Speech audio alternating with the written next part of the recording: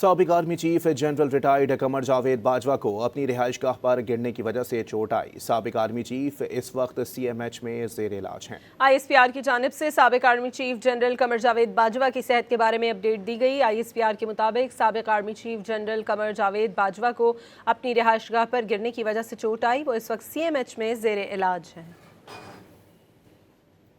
سابق army chief general retired Qamar Javed Bajwa کو اپنی رہائش گاہ پر گرنے کی وجہ سے چوٹ آئی۔ سابق آرمی چیف اس وقت سی ایم ایچ میں زیر علاج ہیں۔ آئی ایس پی آر کی جانب سے سابق army chief general Qamar Javed Bajwa کی صحت کے بارے میں اپڈیٹ دی گئی۔ آئی ایس پی آر کے مطابق سابق army chief general Qamar Javed Bajwa کو اپنی رہائش گاہ پر گرنے کی وجہ سے چوٹ آئی، وہ اس وقت سی ایم ایچ میں زیر علاج ہیں۔